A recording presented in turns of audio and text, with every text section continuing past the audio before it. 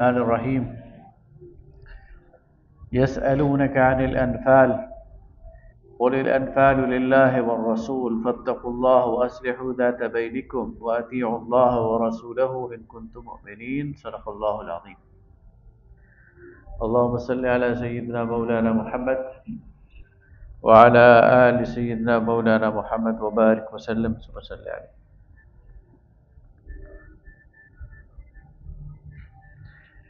کل ہم یہ بات کر چکے ہیں کہ سورہ انفال یہ غزوہ بدر کے بعد نازل ہوئی تھی، اور غزوہ بدر کے حوالے سے ہم اپنی ابتدائی جو گفتگو ہے وہ کل کر چکے ہیں۔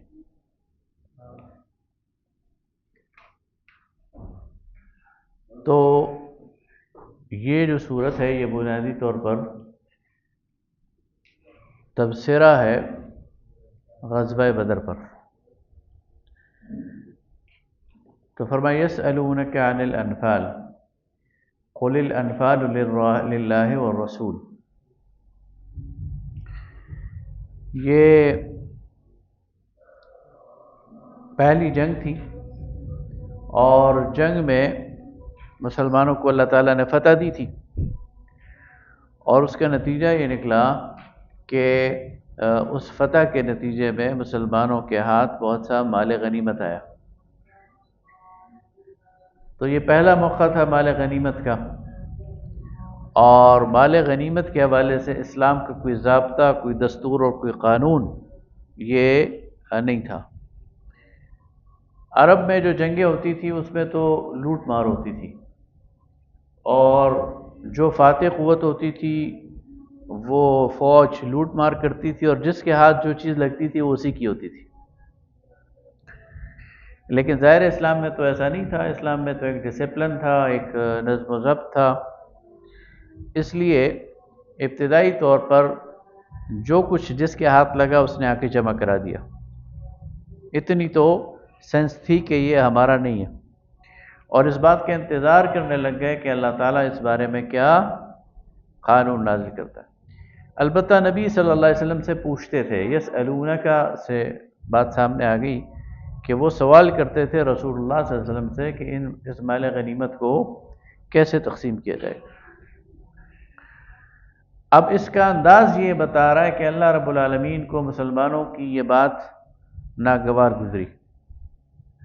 رسول اللہ صلی اللہ علیہ وسلم سے بار بار پوچھنا کہ یہ کیسے تقسیم ہوگا، گویا ان کے دل میں ایک اس کے لیے طلب موجود تھی کہ ہمیں ہمارا حصہ ملے۔ تو اللہ تعالیٰ نے اس چیز کو پر ناگواری کا اظہار کرتے ہوئے جو پہلی بات کہی وہ فرمائی یسألونک عن الانفال، یہ آپ سے انفال کے بارے میں، مال غنیمت کے بارے میں پوچھتے ہیں۔ قل الانفال للہ والرسول، کہہ دو کہ انفال تو سارا کا سارا اللہ اور اس کے رسول کا ہے، تمہاری چھٹی، تمہیں اپنے دل سے اس کا خیال نکال دینا چاہیے۔ اور پھر فرمایا کہ واتقوا اللہ، اللہ کا تقوی اختیار کرو۔ تم جہاد میں اس لیے نہیں اترے تھے کہ جس طرح سابقہ قوم جہاد میں اترتی تھی لوٹ مار کے لیے، تمہارا جہاد میں اترنا کسی مالی منفعت کے لیے نہیں ہونا چاہیے، لہذا تقوی اختیار کرو، اللہ کی رضا اور اللہ کی خدا خوفی اس کو اختیار کرو۔ وَأَصْلِحُوا ذَاتَ بَيْنِكُمْ، اور آپس کے معاملات کو درست کرو۔ تمہارے درمیان جو مسلمانوں کا نظم اجتماعی ہے وہ درست ہونا چاہیے۔ قرآن پاک میں جگہ جگہ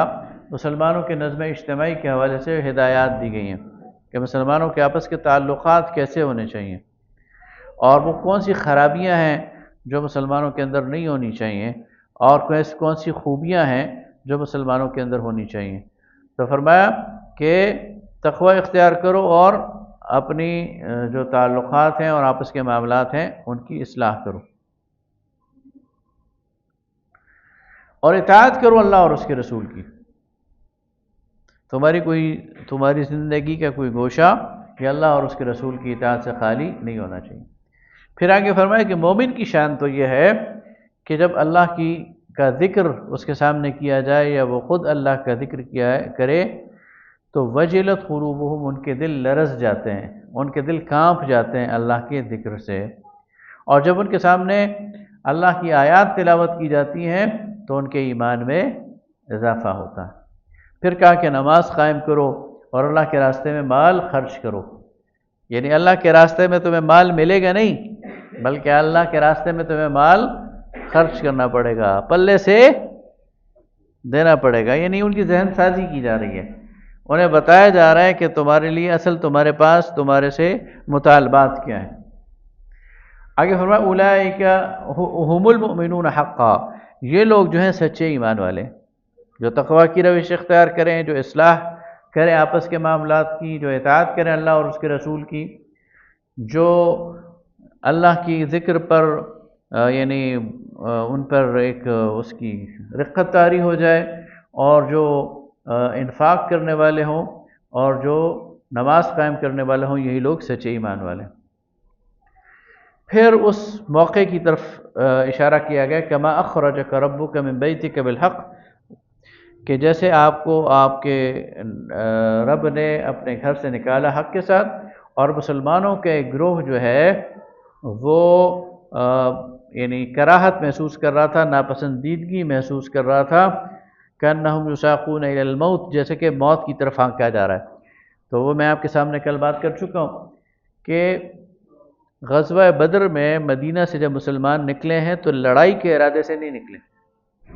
ان کے وہم و گمان میں بھی نہیں تھا کہ ہمارا مقابلہ اتنے بڑے لشکر سے ہو جائے گا، وہ تو قافلہ روکنے کے لیے نکلے ہیں، اور قافلہ انہیں معلوم تھا 50 آدمی ہیں اس کے ساتھ، تو یہ تو اس کے مقابلے میں 6 گنا زیادہ تھے، 313 یا اس سے کچھ کم یا زیادہ، لہذا یہ تو اپنے پاس سے ہتھیار بھی نہیں لے کے گئے، 8 تلواریں تھیں ٹوٹل ان کے پاس، کسی کے پاس ڈنڈا تھا، کسی کے پاس نیزہ تھا، کوئی خالی ہاتھ نکلا۔ لیکن سامنے صورتحال یہ ہو گئی کہ قافلہ تو بچ نکلا، اور ابو جہل کا لشکر وہ سامنے آ گیا، اس کی 1000 تعداد ہے، اور وہ کیل کانٹے سے لیس ہے، ہر ایک سپاہی کے پاس تلوار ہے اور ڈھال ہے اور زرہ ہے اور گھوڑے ہیں، تو ظاہر ہے کہ پھر اس کے نتیجے میں جو کمزور ایمان والے تھے وہ بس موت کو سامنے دیکھ رہے تھے، یعنی اپنے ایمان کی قوت کی بنیاد پہ کھڑے تھے، بھاگا کوئی بھی نہیں۔ رسول اللہ صلی اللہ علیہ وسلم کی قیادت موجود تھی، چونکہ صحابہ کرام کے جو کبار صحابہ ہیں وہ بھی موجود تھے، لہٰذا یہ کمزور ایمان والے بھی کھڑے رہے، لیکن دل میں یہ کانپ رہے تھے کہ بس اس کا مطلب تو مرنا ہی ہے، اس کا مطلب تو اب ہماری جان چلی جائے گی۔ تو اللہ تعالیٰ اسی کی طرف اشارہ کر رہا ہے کہ تم تو گویا اس طرح تھے کہ موت کی طرف ہانکے جا رہے ہو، تمہیں قافلے کو پکڑنے کا شوق تھا، لیکن اللہ حق کو حق ثابت کرنا چاہتا تھا، لیحق الحق ویبطل الباطل، اللہ چاہتا تھا، یعنی اللہ تعالیٰ معجزاتی طور پر اس تھوڑی سی قوت سے اس بڑے سے لشکر کو ہرانا چاہتا تھا۔ اگر یہ ان کی اپنی چوائس پہ ہوتا تو یہ لوگ نہ نکلتے، لیکن اللہ تعالیٰ نے سچویشن ایسی پیدا کر دی کہ اب ان کے لیے واپس جانے کا راستہ نہیں ہے، مقابلہ تو کرنا ہی ہے، اور اللہ اس تھوڑے لوگوں سے اور ان نہتے لوگوں سے اس لشکر کو شکست دلوانا چاہتا تھا، تاکہ پورا عرب جان لے کہ یہ جو مشرکین مکہ ہیں اور ان کے پاس جتنا جتھا ہے اور ان کے پاس جتنے وسائل ہیں اس کی حقیقت کیا ہے۔ تو پھر فرمایا کہ استستغیثون ربکم، جب تم پھر اپنے رب سے دعائیں مانگ رہے تھے، اب ایسی کیفیت میں ظاہر ہے سارے پھر دعائیں مانگ رہے تھے، آخری سہارا اللہ کا تھا، تو سب جو ہے وہ گڑ گڑا کر دعائیں مانگ رہے تھے۔ اس موقع پر پھر اللہ تعالیٰ نے ان سے وعدہ کیا کہ میں 1000 فرشتوں سے تمہاری مدد کروں گا، اور نصرت تو اللہ ہی کی طرف سے ہے، جب اللہ تعالیٰ کی طرف سے نصرت آ جائے تو پھر کسی کو کوئی شکست نہیں دے سکتا۔ پھر اللہ تعالیٰ فرماتا ہے کہ ہم نے تم پر اذ یغشیکم النعاس، میں نے آپ کو کہا تھا نا کہ عربی میں نیند کی مختلف سٹیجز کے لیے مختلف نام ہیں، تو پہلی سٹیج ہے سنتن، یعنی اونگنا، یعنی باسیاں لینا، اور نعاس کہتے ہیں اس سٹیج کو کہ اب نیند آ رہی ہو اور انسان کے حواس پر بھاری پن محسوس ہو جائے لیکن مکمل سویا ہوا نہ ہو، تو اللہ تعالیٰ فرماتا ہے کہ ہم نے تم پر اس سخت موقع پر تم پر نیند کی کیفیت طاری کر دی تاکہ ان کے اعصاب پرسکون ہو جائیں۔ ان کے دل میں جو ڈر اور خوف ہے وہ نکل جائے، اور بارش بھی برسا دی۔ تو بارش کے نتیجے میں کیا ہوا؟ اللہ تعالیٰ فرماتا ہے کہ ہم نے تمہارا جو روحانی اور جسمانی میل کچیل ہے اس کو اتار دیا، اور اس کا فائدہ یہ ہوا کہ مسلمان تھے بالائی حصے میں اور قریش تھے نشیبی حصے میں، تو مسلمانوں کی جو جگہ ہے، مسلمانوں کے حوض بھر گئے پانی والے، اور مسلمانوں کا جو جگہ ہے وہ بھی ٹھیک ہو گئی، اور جو نشیبی حصہ تھا اس میں کیچڑ بن گیا۔ تو عملاً یہ ہوا کہ قریش کیچڑ میں اور مسلمان وہ اچھی جگہ پر کھڑے ہو گئے۔ تو یہ اللہ تعالیٰ نے جو ان کی گراؤنڈ ریئلٹی ہے اس کو بدل دیا، ان کی زمین کو ان کے لیے ٹھیک کر دیا۔ اور پھر اللہ تعالیٰ نے فرشتوں کو لگایا کہ اہل ایمان کو ثابت قدم رکھو، اور پھر فرمایا کہ میں کافروں کے دل پر رعب ڈال دوں گا، اور پھر اللہ نے فرشتوں کو حکم دیا کہ ان کفار کو فَاضْرِبُوا فَوْقَ الْأَعْنَاقِ وَاضْرِبُوهُمْ كُلَّ بَنَانٍ، کہ ان کی گردنوں پر ضرب لگاؤ اور ان کی جوڑوں کو مارو۔ تو فرشتوں نے باقاعدہ پھر جو ہے وہ مشرکین کا قتل شروع کر دیا۔ پھر اللہ تعالیٰ فرماتا ہے اہل ایمان کو کہ تم دشمن کے مقابلے میں پیٹھ کبھی بھی نہ پھیرنا سوائے جنگی چال کے یا کسی پیچھے سے دستے سے ملنے کے لیے، اور پھر فرمایا کہ جو بھاگے گا عین میدان جنگ میں اس کے لیے جہنم کی وعید ہے۔ آگے فرمایا تم نے انہیں قتل نہیں کیا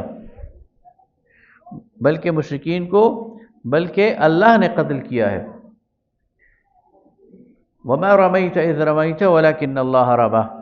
پھر ایک واقعے کی طرف اشارہ ہے۔ جو ہی غزوہ بدر شروع ہوا تو نبی صلی اللہ علیہ وسلم نے ایک مٹھی بھر کنکر وہ ہاتھ میں لیے اور کفار کی طرف اس طرح پھینک دیے، شاہت الوجوہ کہہ کر اللہ تعالیٰ نے اس کا طوفان بنا دیا، اور ہر مشرک کی آنکھوں میں وہ لگے۔ تو اللہ فرماتا ہے وَمَا رَمَيْتَ إِذْ رَمَيْتَ، اے نبی وہ جب آپ کنکر پھینک رہے تھے وہ آپ نہیں پھینک رہے تھے، وَلَكِنَّ اللَّهَ رَمَى، وہ اللہ پھینک رہا۔ گویا اللہ خود میدان میں مسلمانوں کے لیے سمجھ لیں ایک لحاظ سے موجود تھا۔ اللہ تو ہر جگہ موجود ہے، لیکن وہ محسوس کروا رہا ہے کہ میں تمہارے ساتھ تھا، اور میں تمہاری جگہ سے لڑا، اور میں نے تمہاری جگہ مقابلہ کیا۔ مجھے صرف تمہاری پریزنس چاہیے تھی، مجھے صرف تمہاری موجودگی چاہیے تھی، تمہارا موجود ہونا پھر باقی کام میرا تھا۔ پھر میں نے فرشتوں سے کام لیا، لیکن تم اس پہلی آزمائش پہ پورے اترے، تم موجود تھے، ثابت قدمی دکھائی، اگلا کام پھر میں نے کر دیا۔ اور پھر فرماتا ہے کہ اللہ تعالیٰ نے اہل ایمان کو ایک اچھی آزمائش کے ساتھ کامیابی سے گزار دیا۔ پھر قریش کو مخاطب کہتا ہے کہ تم فیصلہ چاہتے تھے نا، تو فیصلہ تو آ گیا ہے، تو اب بھی تمہارے پاس موقع ہے، باز آ جاؤ، اور اگر تم دوبارہ یہی حرکت کرو گے اور مسلمانوں کے خلاف میدان میں آؤ گے تو ہم بھی دوبارہ آئیں گے اور تمہارا یہی حال کریں گے۔ آگے فرمایا وَاتَّقُوا فِتْنَةً لَا تُصِيبَنَّ الَّذِينَ ظَلَمُوا مِنْكُمْ خَاصَّةً، اس فتنے سے ڈرو جو جب آ جائے تو پھر اس کا شکار صرف وہی لوگ نہیں ہوں گے جنہوں نے گناہ کیا ہے۔ یہ اللہ تعالیٰ نے ایک یہاں اپنی سنت بتائی ہے۔ فرمایا کہ اللہ کے عذاب سے بچو اور فتنے سے بچو، اس لیے کہ جب وہ آ جاتا ہے تو صرف وہ لوگ شکار نہیں ہوتے جنہوں نے گناہ کیا ہے، بلکہ وہ پھر ہر خشک و تر کو اپنی لپیٹ میں لے لیتا ہے۔ تو فرمایا کہ اس فتنے سے بچو، اور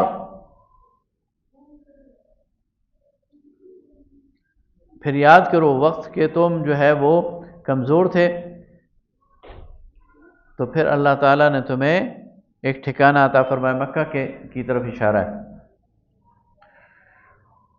اور پھر اس کے نتیجے میں اللہ تعالیٰ نے مدینہ کی یہ بستی تمہیں دی۔ آگے پھر قریش مکہ کو پھر یعنی ان کے اس واقعے کی طرف اشارہ کیا، نبی صلی اللہ علیہ وسلم کو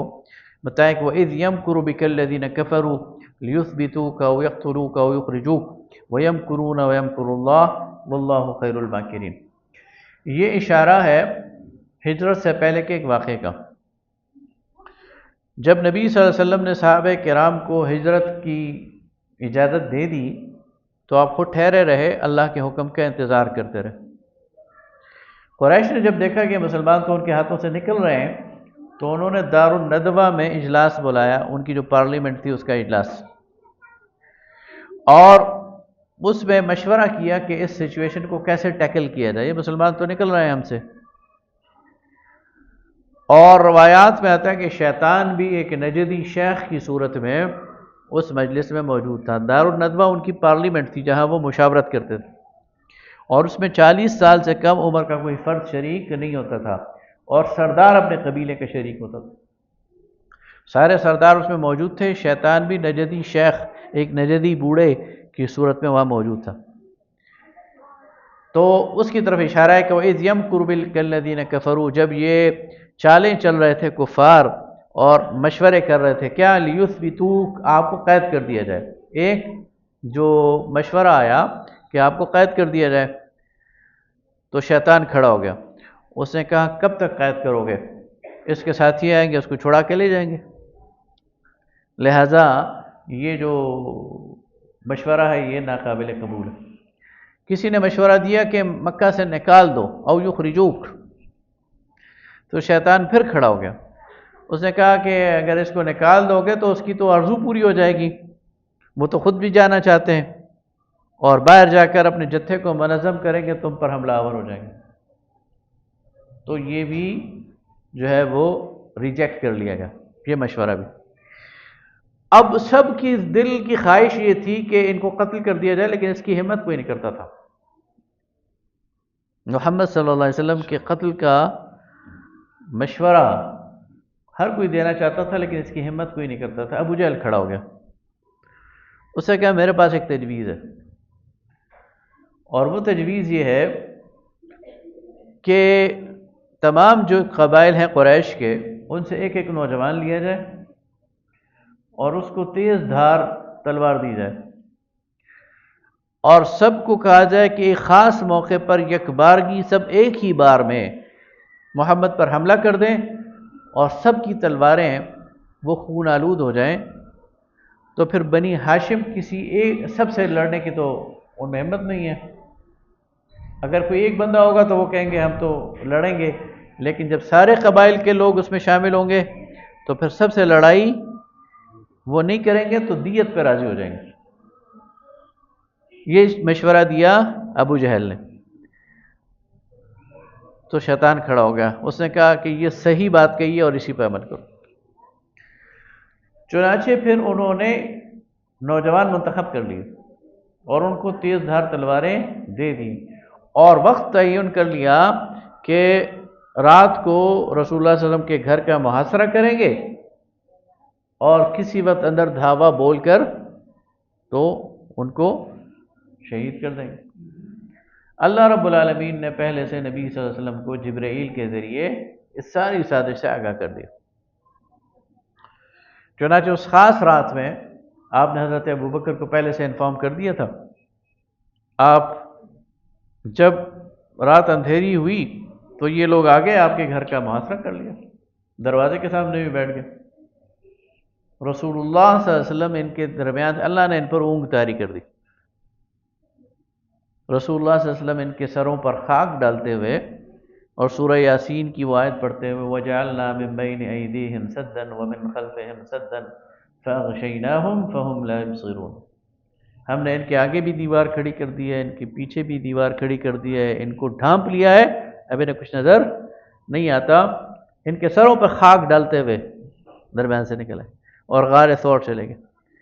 یہ اس کی طرف اشارہ ہے کہ کیسے پھر اللہ تعالیٰ نے آپ کو وہاں سے بچایا۔ اس کے جو اگلا فیز ہے اس کا اشارہ پھر سورہ توبہ میں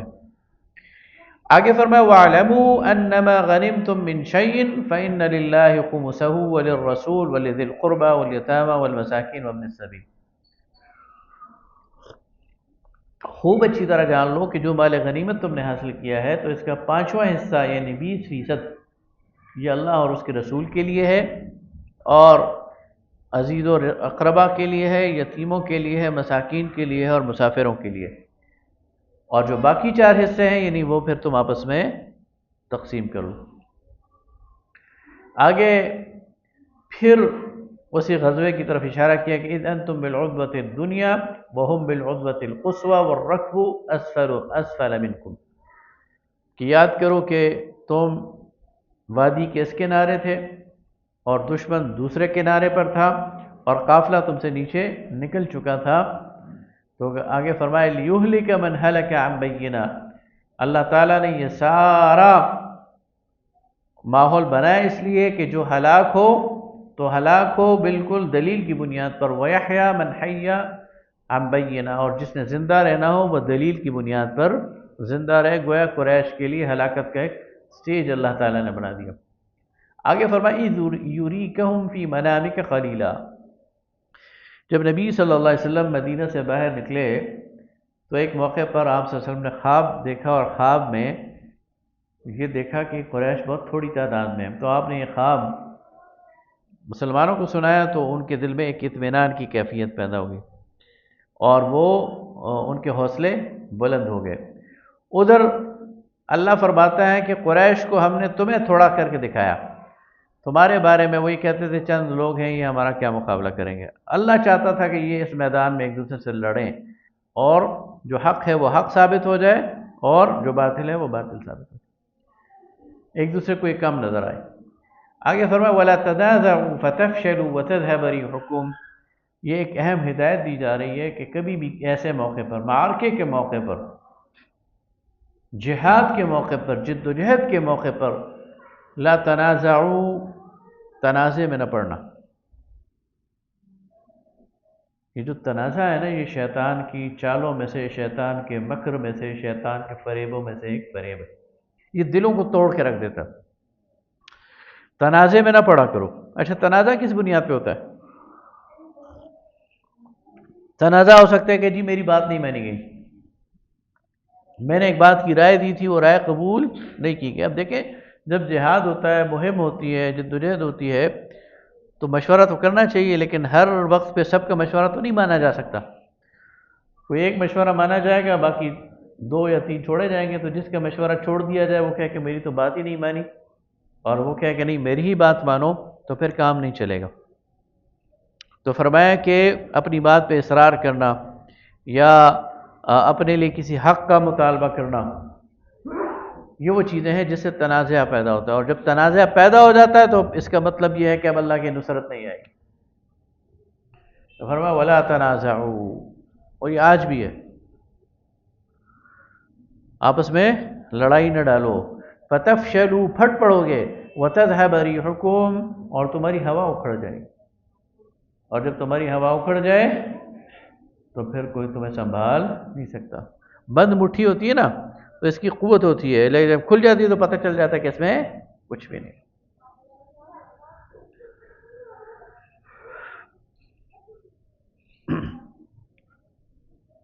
آگے فرمایا کہ اذ زین لهم الشیطان اعمالهم وقال لا غالب لكم اليوم من الناس وانی جار لكم، دوسری طرف جو مشرکین مکہ تھے، شیطان ان کے ساتھ برابر چل رہا تھا اور انہیں حل شعری دے رہا تھا، انہیں موٹیویٹ کر رہا تھا کہ آج تم پر کوئی غالب نہیں آئے گا اور میں تمہارے ساتھ ہوں نا، انی جار لکم، میں تمہارے ساتھ ہوں۔ فلما تراءت الفئتان، لیکن جب اس نے دونوں گروہوں کو آپس میں مدبھیڑ ہوتی دیکھی اور اللہ کی نصرت اس نے دیکھ لی اور فرشتے اترتے ہوئے دیکھ لیے، نکس علی عقبیہ، تو ایڑیوں کے بل بھاگ گیا، وقال انی بریء منکم، اور کہتا ہے میں تم سے بری الذمہ ہوں، انی ارا ما لا ترون، میں جو کچھ دیکھ رہا ہوں تم نہیں دیکھتے، انی اخاف اللہ، میں اللہ سے ڈرتا ہوں۔ کھلے میدان میں جن کو کھینچ کر لایا تھا وہی چھوڑ کر بھاگ گیا اور کہا میں بس اس سے زیادہ تمہارے ساتھ آگے، ورنہ یہ تو فرشتے میرا بھرکس نکال دیں گے، انہوں نے میرا کام تمام کر دینا ہے، تو بھاگ گیا۔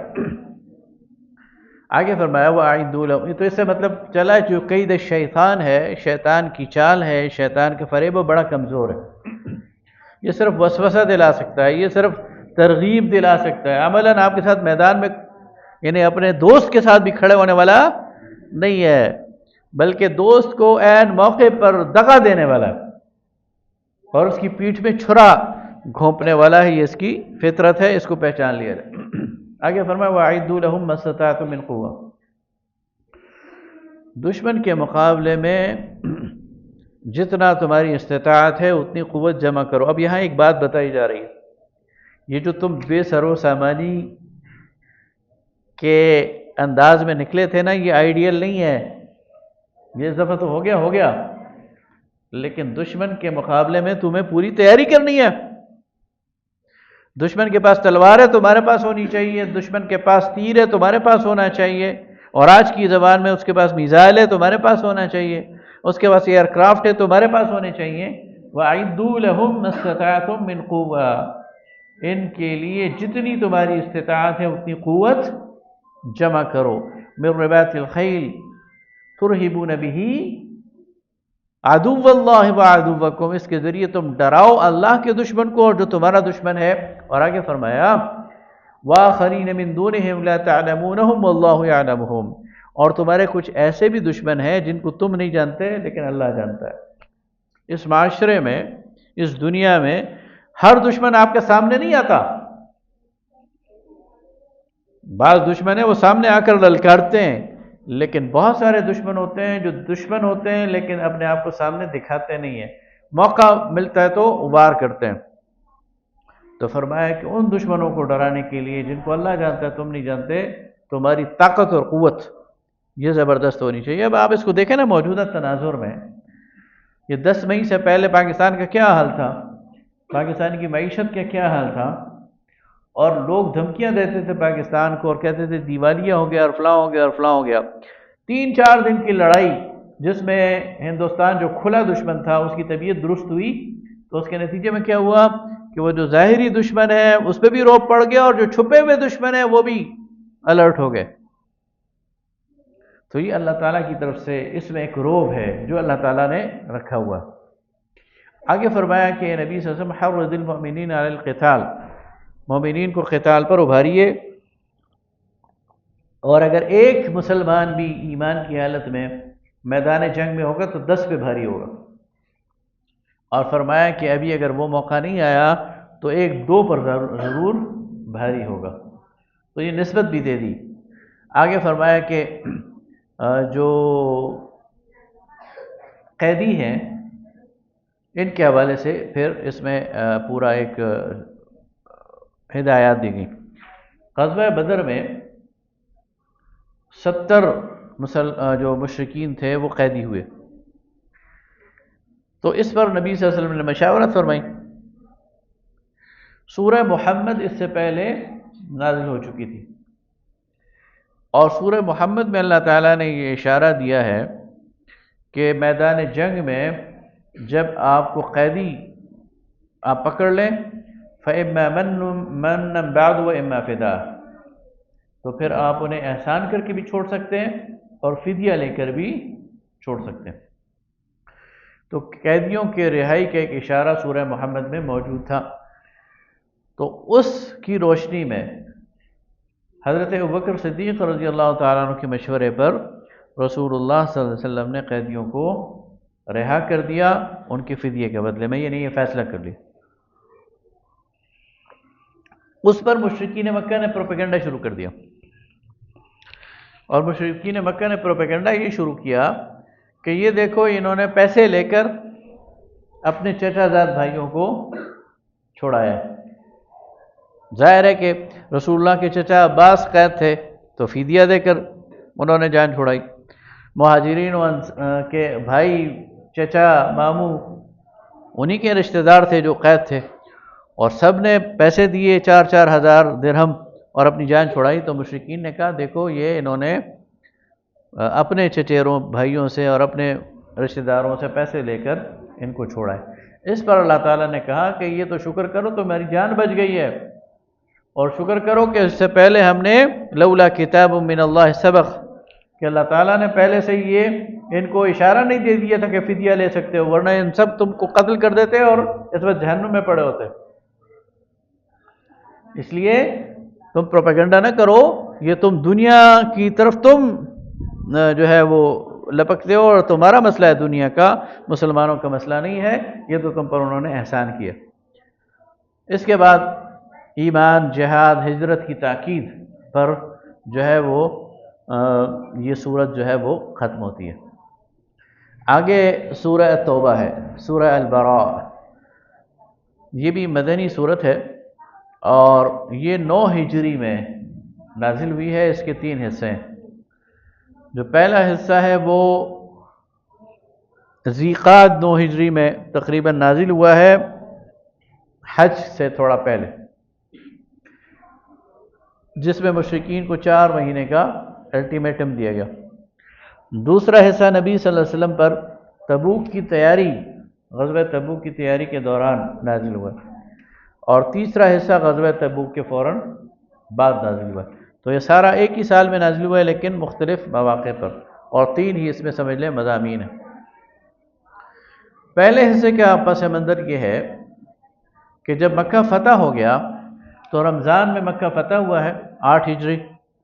اور اس کے 2-2.5 مہینے بعد جو حج تھا وہ پرانے طریقے پر ہوا۔ مسلمانوں نے اپنے طریقے سے حج کیا ہے، مشرکین نے اپنے طریقے سے حج کیا۔ 9 ہجری کو جو حج ہوا تو اس میں مسلمانوں کی طرف سے امیر حج وہ حضرت ابوبکر صدیق رضی اللہ تعالیٰ عنہ مقرر ہوئے، رسول اللہ نے ان کو مقرر کیا، اور وہ ایک قافلہ لے کر حج کے لیے روانہ ہوئے، اور پیچھے سے یہ آیات نازل ہو گئیں۔ تو پھر نبی صلی اللہ علیہ وسلم نے حضرت علی کرم اللہ وجہ الکریم کو یہ آیات دی اور ان کے پیچھے بھیجا، اور اس میں اللہ تعالیٰ نے مشرکین مکہ کو 4 مہینے کا نوٹس دیا کہ تمہارے پاس 4 مہینے ہیں، یا تو اسلام قبول کر لو، یا پھر جزیرۃ العرب چھوڑ دو، ورنہ جزیرۃ العرب میں کسی جگہ پائے جاؤ گے تو قتل کر دیے جاؤ گے۔ اب تمہارے پاس مزید کوئی مہلت نہیں ہے۔ تو وہ کام جو غزوہ بدر میں شروع ہوا تھا نا مشرکین مکہ کو سبق سکھانے کا، وہ یہاں پر اب مکمل ہو رہا ہے۔ اب ان کے لیے مزید کسی گنجائش کی ضرورت نہیں ہے۔ آگے فرمایا کہ قل ان کان آباؤکم وابناؤکم واخوانکم وازواجکم وعشیرتکم واموال اقترفتموها وتجارة تخشون کسادها ومساکن ترضونها احب الیکم من اللہ ورسولہ وجہاد فی سبیلہ فتربصوا حتی یأتی اللہ بامرہ۔ اب جب یہ نوٹس آ گیا کہ 4 مہینے تمہارے پاس ٹائم ہے اور ورنہ نکل جاؤ، تو مشرکین میں تو کسی کا باپ مشرک تھا، کسی کا بھائی مشرک تھا، کسی کا چچا مشرک تھا، تو ظاہر ایک فطری محبت ہے۔ تو یہاں اہل ایمان کی ایک آزمائش تھی، تو انہیں کہا جا رہا ہے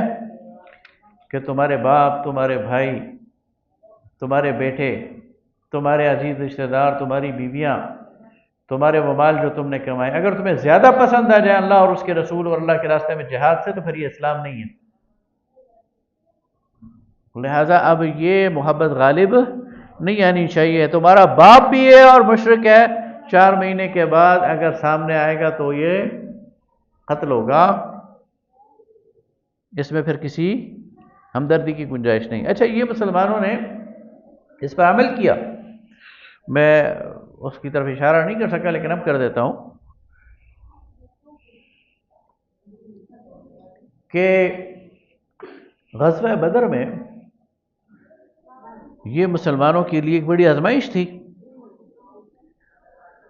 حضرت ابو عبیدہ بن جراح رضی اللہ تعالیٰ عنہ نے اپنے والد کو قتل کیا بدر کے میدان میں۔ حضرت عمر رضی اللہ تعالیٰ عنہ نے اپنے ماموں ہشام کو قتل کیا۔ حضرت مصعب بن عمیر رضی اللہ تعالیٰ عنہ نے اپنے سگے بھائی کو گرفتار کیا۔ رسول اللہ صلی اللہ علیہ وسلم کے پیارے چچا حضرت عباس وہ مشرکین کی طرف سے تھے، وہ گرفتار ہوئے اور بچ اس لیے گئے کہ سب کے لیے مشورہ ہو گیا، ورنہ اگر قتل کا حکم ہوتا تو وہ بھی۔ حضرت ابوبکر صدیق رضی اللہ تعالیٰ عنہ کا ایک بیٹا تھا عبد الرحمن، وہ بدر میں مشرکین کی طرف سے تھا، بعد میں وہ مسلمان ہوئے۔ تو جب وہ مسلمان ہوئے تو ایک دن بیٹھے باپ بیٹا بات کر رہے تھے، بدر کا ذکر چھڑ پڑا تو عبد الرحمن نے کہا کہ والد صاحب، حضرت ابوبکر کو کہتا ہے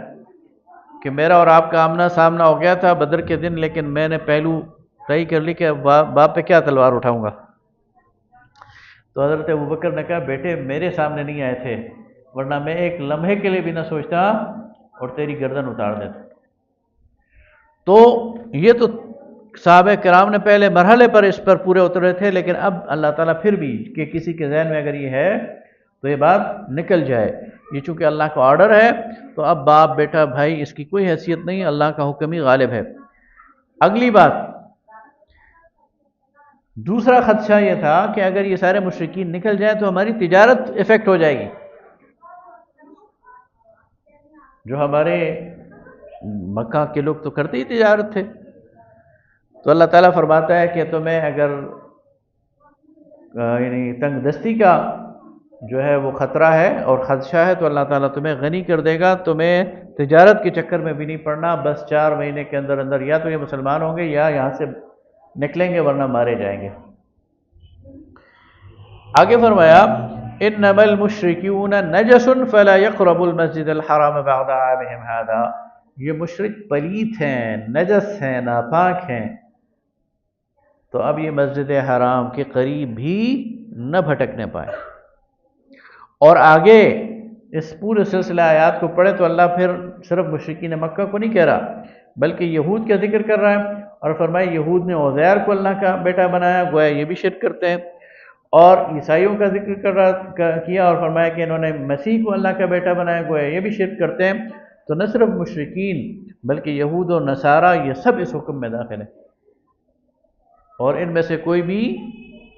بیت اللہ اور حدود حرم میں داخلے کی اس کی گنجائش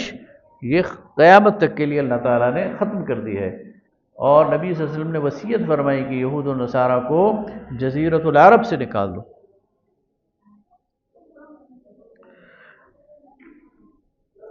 جو اب اس کے بعد غزوہ تبوک کی تیاری کے موقع کی جو آیات ہیں وہ ہیں، فرمایا ما لکم اذا قیل لکم انفروا فی سبیل اللہ ثاقلتم الی الارض۔ اب آپ دیکھیں یہ کن سے کہا جا رہا ہے؟ مسلمان مدینہ میں 9 سال سے رہ رہے ہیں، اور کون سے مسلمان؟ جو بدر میں اترے، اللہ نے فتح دی، جنہوں نے احد میں زخم کھائے، 70 شہداء دیے، جنہوں نے خندق میں 1 مہینے تک محاصرہ برداشت کیا لیکن ڈٹے رہے، جنہوں نے خیبر کا معرکہ سر کیا اور فتح دی اللہ نے، جنہوں نے مکہ فتح کیا، جنہوں نے اپنی جان اور مال کو خرچ کرنے میں کبھی کسر نہیں چھوڑی۔ اب چونکہ اسلام غالب آ گیا ہے، مکہ فتح ہو گیا، تو تھوڑی سی ان کے اندر ڈھیل پیدا ہو گئی۔ تو کیا کہہ رہا ہے اللہ تعالیٰ؟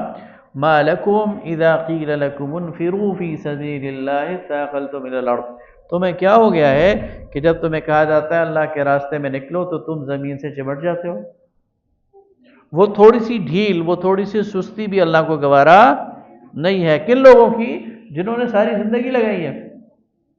آگے اس کا ذکر بھی آئے گا۔ اللہ فرماتا ہے نہیں، اس موقع پر تمہاری ڈھیل تو تمہارے سارے کیے کرائے پہ پانی پھرنے والی بات ہے، تمہیں تو زیادہ مستعدی کے ساتھ اور زیادہ شوق کے ساتھ اس راستے میں نکلنا چاہیے۔ آگے فرمایا کہ کسی غرے میں بھی نہ رہنا، الا تنصروہ فقد نصرہ اللہ، یہ نہ ذہن میں لانا کہ ہم نہیں ہوں گے تو نصرت نہیں ہوگی، ہم نہیں ہوں گے تو فتح نہیں ہوگی۔ تم نہیں تھے تو اللہ نے اپنے نبی کی نصرت کی کب؟ اذ اخرجہ الذین کفروا ثانی اثنین، جب کفار نے اسے اپنے گھر سے نکال دیا تھا اور 2 میں سے دوسرا تھا، اذ ہما فی الغار، جب وہ دونوں غار میں تھے، اذ یقول لصاحبہ لا تحزن ان اللہ معنا، اور جب وہ اپنے دوست کو دلاسا دے رہا تھا کہ غم نہ کرو اللہ ہمارے ساتھ ہے۔ ان 2 کو جب اللہ نے بچا لیا مشرکین کے نرغے سے، اور اس کے پاس لشکر ہیں، تو وہ اللہ تمہارا محتاج نہیں ہے۔ اس لیے اس آزمائش میں کامیاب ہو گئے، تمہاری کامیابی ہے، تمہارا فائدہ ہے۔ اور اگر نہیں ہو گئے تو تمہیں بدل دے کے کوئی اور لے آئے گا، وہ محتاج تمہارا نہیں ہے، اس غرے میں نہ رہنا۔ اس کے بعد پھر اللہ تعالیٰ منافقین کی صحیح ٹھیک ٹھاک کلاس لیتا ہے، اور بالکل آخری کلاس لیتا ہے۔ فرمایا یہ منافقین بہانے گھڑیں گے، یہ آپ کے پاس آئیں گے بہانے سے آپ سے اجازت طلب کریں گے، تو آپ انہیں اجازت، اللہ آپ کو معاف کرے، آپ نے کیوں اجازت دے دی؟ نبی صلی اللہ علیہ وسلم کے پاس کوئی آتا، کہتا ہے جی میری ماں بیمار ہے، کوئی کہتا ہے جی میری بیوی کا کوئی مسئلہ ہے، کوئی کہتا ہے جی میرا فلاں مسئلہ ہے۔ آپ کہتے ہیں ٹھیک ہے، آپ انویسٹیگیٹ نہیں کر رہے تھے، بس جو اجازت مانگتا تھا آپ کہتے تھے ٹھیک ہے جاؤ، تمہیں چھٹی ہے، رخصت ہے۔ اللہ فرماتا ہے کہ آپ نے کیوں انہیں اجازت دی؟ انہیں اجازت نہ دیتے تب بھی انہوں نے نہیں آنا تھا، لیکن ایکسپوز ہو جاتے۔ ایک ایسا آیا کہ اس نے کہا لا تفتنی، مجھے فتنے میں نہ ڈالیے۔ بھائی تمہارا فتنہ کیا ہے؟ کہتا ہے میں حسن پرست ہوں، اور شام کی عورتیں بڑی خوبصورت ہیں، اور میں وہاں جا کر کسی گناہ میں مبتلا ہو جاؤں گا، اس لیے مجھے چھٹی دے دیں۔ تو ایسے بھی ڈرامے باز موجود تھے منافقین میں۔ نبی صلی اللہ علیہ وسلم نے سب کو اجازت دے دی۔ آگے فرمائی یہی منافقین جب آپ آئیں گے نا اور مال غنیمت تقسیم کریں گے اور صدقات، تو پھر یہ آپ کو الزام بھی دیں گے کہ ہمیں نہیں دیا اور ہمیں بھول گئے۔ تو فرمایا کہ یہ جو منافقین ہے یہ سیدھے کے سیدھے جہنم میں جائیں گے، اور فرمایا جاہد الکفار والمنافقین واغلظ علیہم، اے نبی صلی اللہ علیہ وسلم ان منافقین کے ساتھ جہاد کیجئے، اور ان کفار کے ساتھ، اور ان کے ساتھ سختی برتیے۔ اب یہ ان کے ایکسپوز ہونے کا ٹائم آ گیا۔ آگے فرمایا کہ ان منافقین کی نماز جنازہ بھی پڑھنے کی اب آپ کو اجازت نہیں ہے، اور ان کے لیے استغفار کی بھی ممانعت کر دی۔ اب ان کے لیے آپ اللہ سے بخشش بھی نہیں مانگ سکتے۔ فرمایا اگر آپ 70 بار بھی ان کے لیے استغفار کریں گے اللہ قبول کرنے والا نہیں ہے۔ پھر جب لشکر واپسی پر آیا، یعنی مسلمان کو اللہ تعالیٰ نے، تبوک میں یہ ہوا کہ نبی صلی اللہ علیہ وسلم نے جب آپ کو خبریں مل رہی تھی کہ روم کا بادشاہ وہ اپنے لشکروں کو روم کی سرحد پر جمع کر رہا ہے، اور اس سے پہلے ذرا میں اس کی تھوڑی ڈیٹیل بتا دیتا ہوں۔ نبی صلی اللہ علیہ وسلم نے حضرت زید بن حارثہ رضی اللہ تعالی عنہ اور حضرت جعفر طیار اور حضرت عبداللہ بن رواحہ رضوان اللہ تعالی علیہ اجمعین کی قیادت میں 3000 کا ایک لشکر موتا کی طرف بھیجا۔ یہ شام کے بارڈر پر ایک جگہ ہے۔ یہ جب وہاں گئے تو ان کا مقابلہ وہاں ایک رومی لشکر سے ہوا جس کی تعداد 1.5 لاکھ تھی۔ یہ کتنے تھے؟ 3000، اور رومی لشکر 1.5 لاکھ۔ اس مارکے میں حضرت زید بھی شہید ہو گئے، حضرت جعفر بھی شہید ہو گئے، حضرت عبداللہ ابن رواحہ بھی شہید ہو گئے، اور پھر قیادت سنبھالی حضرت خالد ابن ولید رضی اللہ تعالیٰ عنہ۔ وہ بہت ماہر جنگجو تھے، انہوں نے اپنے لشکر کو وہاں سے بچا کر واپس لے آئے۔ اس سے رومیوں کو بڑا ایک مسلمانوں کے متعلق ایک خطرہ محسوس ہوا۔ انہوں نے کہا کہ اگر یہ اتنے جری ہیں اور اتنے مجاہد ہیں کہ ان کے 3000 ہمارے 1.5 لاکھ کے مقابلے میں آ سکتے ہیں اور ان سے لڑ سکتے ہیں اور حفاظت سے واپس جا سکتے ہیں، تو یہ تو کوئی بہت بڑی چیز ہے۔ تو رومی جو بادشاہ تھا وہ الرٹ ہو گیا، اور اس نے اپنی سرحدوں پر فوجیں جمع کرنی شروع کر دی، اور اس کا ارادہ تھا کہ 2-2.5 لاکھ فوج جمع کر کے سیدھا مدینہ پہ چڑھائی کر دے، اور اس خطرے کو اس کے گھر میں جا کر اس کا استحصال کرے۔ نبی صلی اللہ علیہ وسلم کو یہ خبریں مل رہی تھیں کہ روم جو ہے وہ یہ تیاری کر رہا ہے، تو آپ نے بجائے اس کے کہ یہ انتظار کریں کہ وہ رومی لشکر آئے مدینہ کی طرف، آپ صلی اللہ علیہ وسلم نے وہاں جا کر ان کا مقابلہ کرنے کی جو ہے وہ کا فیصلہ کر لیا، اور اس موقع پر آپ نے نفیر عام کر دیا۔ کہ لوگ آئیں اللہ کے راستے میں،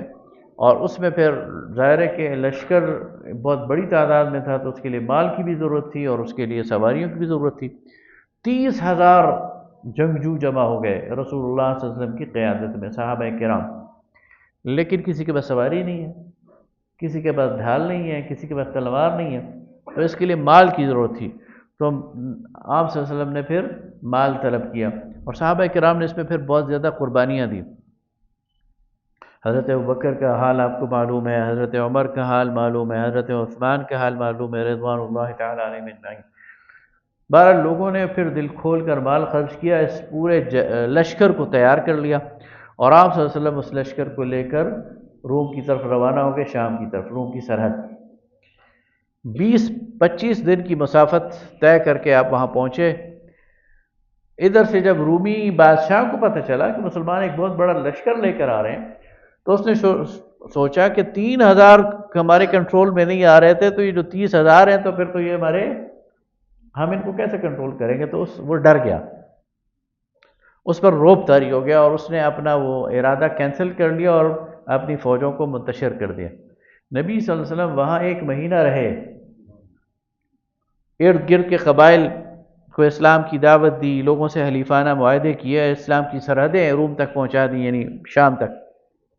اور فاتح و منصور ہو کر واپس تشریف لائے۔ تو بغیر لڑائی کے اللہ تعالیٰ نے مسلمانوں کا جو رعب ہے وہ پورے جزیرۃ العرب پر وہ پھیلا دیا، یہاں تک کہ بین الاقوامی طور پر مسلمان جو ہے وہ ان کی جو وہ شہرت ہے وہ پہنچ گئی۔ تو جب مسلمان واپس آئے تو پھر یہ منافقین یہ حاضر ہونا شروع ہو گئے۔ اب اصل میں یہ اپنے نام تو اچھے رجسٹر میں لکھوانا چاہتے تھے نا، تو کسی نے کہا کہ اپنی وضاحتیں دینی شروع کر دیں، تو نبی صلی اللہ علیہ وسلم نے سب کو معاف کر دیا اور کہا جاؤ اللہ سے معافی مانگو۔ اس موقع پر ان کی ایک سازش کو اللہ تعالیٰ نے وہ ایکسپوز کیا، اور وہ سازش یہ تھی کہ انہوں نے کہا کہ مسلمانوں کی جو اجتماعیت ہے اس کی بنیاد مسلمانوں کی مسجد ہے، تو ایک ایسی جگہ بناتے ہیں جو برائے نام مسجد ہو، جہاں نماز ہوتی ہو، لیکن وہ اصل میں ہماری سازشوں کا گڑھ ہو، اور ہم رسول اللہ کو دعوت دیں گے، اگر انہوں نے آ کر وہاں نماز پڑھ لی تو اس کو ایک استنادی حیثیت مل جائے گی، اس کو سند مل جائے گی، مسلمانوں کے لیے وہ مقدس ہو جائے گی، اور پھر نیچے ہم اپنی شرارتیں اس میں کیا کریں گے، اپنی میٹنگز اس میں کیا کریں گے، اور مسلمانوں کو وہاں سے نقصان پہنچائیں گے۔ یہ غزوہ تبوک سے پہلے آئے اور کہا کہ ہماری یہ مسجد ہے، آپ آ کر اس میں نماز پڑھیں۔ آپ نے فرمایا ابھی تو میں غزوہ تبوک میں مصروف ہوں، واپسی پہ کروں گا۔ واپسی پہ اللہ تعالیٰ نے آپ کو ان کی سازش کا وحی کے ذریعے آپ کو اطلاع دے دی، تو آپ نے پھر اس کو گروا دیا اور کہا کہ یہ پھر سازش ہے، اور پھر اس کا تقابل کیا مسجد قباء سے۔ اللہ تعالیٰ نے فرمایا کہ وہ مسجد جو کہ پہلے دن سے تقوی کی بنیاد پر قائم کی گئی ہے،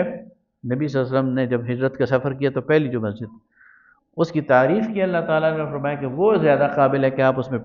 کھڑے ہوں اور نماز پڑھیں۔ تو آپ صلی اللہ علیہ وسلم ہمیشہ اس میں جو ہے وہ جاتے تھے اور نماز پڑھتے تھے، خاص طور پر ہفتے کے دن آپ صلی اللہ علیہ وسلم وہاں فجر کی نماز کے بعد جاتے تھے، اشراق یا چاشت کے وقت، اور وہاں پر نماز پڑھتے تھے، اور وہاں پر 2 رکعت نماز پڑھنے کا اجر وہ ایک عمرے کے برابر ہے۔ تو مسجد زرار کے متعلق یہاں بات ہو گئی، پھر مسجد قباء کے متعلق، اور پھر مشرکین رشتہ داروں کے لیے استغفار کی ممانعت کر دی۔ فرمایا کہ جو شخص شرک کی حالت میں فوت ہو گیا ہے، چاہے تمہارا قریبی رشتہ داری کیوں نہ ہو، اس کے لیے اللہ سے استغفار بھی نہ کرو، وہ جہنم میں ہے، اب بھگتے گا۔ اس کے بعد جو 3 پیچھے رہنے والے تھے ان کا ذکر ہے، وَعَلَى الثَّلَاثَةِ الَّذِينَ خُلِّفُوا۔ میں بتا چکا ہوں کہ بہت سارے لوگ جو تھے وہ منافقین تھے، وہ عذریں پیش کر رہے تھے، آپ ان سے کوئی پوچھ گچھ نہیں کر رہے تھے، اور انہیں کہہ رہے تھے جاؤ اللہ سے معافی مانگو۔ 3 مخلص مسلمان بھی غزوہ تبوک سے پیچھے رہ گئے تھے، اور ان 3 میں سے 2 اصحاب بدر ہیں۔ بدری صحابہ بہت اونچی درجے کے صحابہ ہیں، تو 3 صحابہ پیچھے رہ گئے تھے، ایک جو تھے وہ مرارہ بن ربی، ایک ہلال بن امیہ اور ایک مالک۔ تو انہوں نے جو ہے وہ آ کر اپنی معذرت پیش کر دی اور صاف صاف کہا کہ یا رسول اللہ کوئی مسئلہ نہیں تھا۔ کعب بن مالک، مرارہ بن ربی اور ہلال بن امیہ بس سستی کی وجہ سے رہ گئے، چونکہ یہ مخلص مسلمان تھے اور غلطی انہوں نے بڑی کی تھی، اس لیے اس کا نوٹس لیا اللہ نے اور باقاعدہ ان کو ایک پروسیس سے گزارا۔ پروسیس یہ تھا کہ نبی صلی اللہ علیہ وسلم نے یہ حکم دے دیا کہ ان کا سوشل بائیکاٹ کر دیا جائے، یہ سلام کریں تو جواب نہیں دینا، ان کے گھر کسی نے نہیں جانا، انہیں اپنے گھر نہیں بلانا، ان سے کوئی چیز خریدنی نہیں، ان پر کوئی چیز فروخت نہیں کرنی۔ قرآن کے الفاظ یہ ہیں کہ زمین ان پر تنگ ہو گئی اپنی وسعت کے باوجود، 40 دن تک یہ اس کیفیت میں رہے کہ حکم آ گیا کہ ان کی بیویاں بھی ان سے الگ ہو جائیں۔ ان کی بیویاں حاضر ہوئیں، خاص طور پہ ہلال بن امیہ کی بیوی، اور اس نے کہا یا رسول اللہ یہ طلاق ہے؟ فرمایا نہیں، طلاق نہیں ہے، بس اللہ نے کہا کہ الگ ہو جاؤ۔ تو اس نے ایک عجیب بات کہی، اس نے کہا یا رسول اللہ یہ جو میرا شوہر ہے یہ اتنا ضعیف ہے کہ یہ تو میری خدمت کے بغیر ایک قدم نہیں چل سکتا، تو اگر میں اس سے الگ ہو گئی تو مر جائے گا، یعنی بڑھاپا ہے اور یہ تو اپنے ہاتھ سے پانی نہیں پی سکتا۔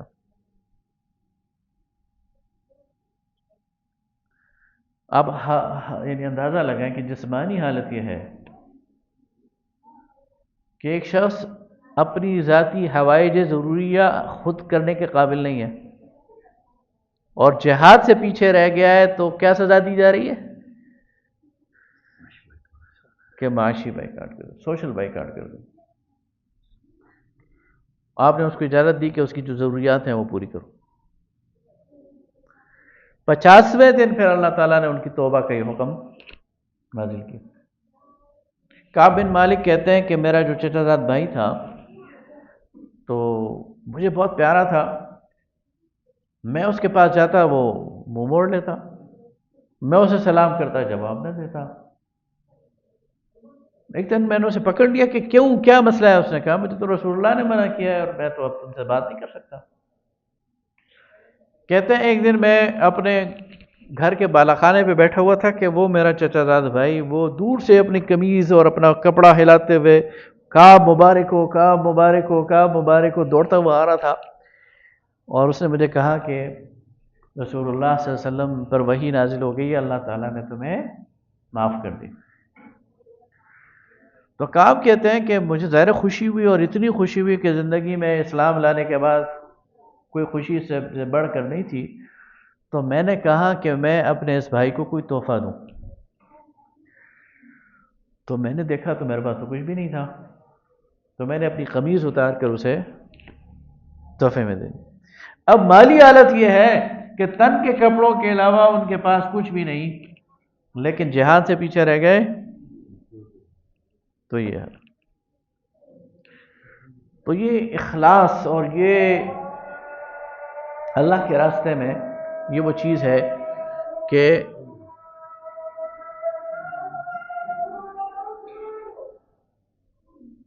سارے مدینے میں خوشی کی لہر دوڑ گئی، سارے مخلص مسلمان تھے، سب پریشان تھے کہ اللہ تعالیٰ نے ہمارے ان بھائیوں کی توبہ قبول کر لی ہے، ان کو صاف کر دیا۔ تو یہ بہت بڑا معرکہ تھا اور اس سے مسلمان گزرے۔ سورت کا آخر رسول اللہ صلی اللہ علیہ وسلم کے حوالے سے فرمایا کہ لقد جاءکم رسول من انفسکم، تمہارے پاس رسول آ چکے ہیں تمہاری اپنوں میں سے ہی ہیں، عزیز علیہ ما عنتم حریص علیکم بالمؤمنین رؤوف الرحیم، یہ تمہیں مشکل میں نہیں ڈالنا چاہتے بلکہ تمہارے لیے حریص ہے کہ تمہیں فائدہ پہنچے۔ بالمؤمنین رؤوف الرحیم، مومنین کے لیے تو یہ رحمت والے ہیں، رافت والے ہیں اور شفیق ہیں۔ فَإِن تَوَلَّوْا، اس کے باوجود نبی صلی اللہ علیہ وسلم اگر یہ لوگ آپ کے ارد گرد سے چھٹ جائیں، فقل حسبی اللہ لا الہ الا ہو، تو کہہ دیجئے کہ میرے لیے اللہ ہی کافی ہے، اس کے علاوہ کوئی الہ نہیں، علیہ توکلت وهو رب العرش العظیم، صدق اللہ المولانا العظیم۔ جزاک اللہ۔ کوئی سوال ہے تو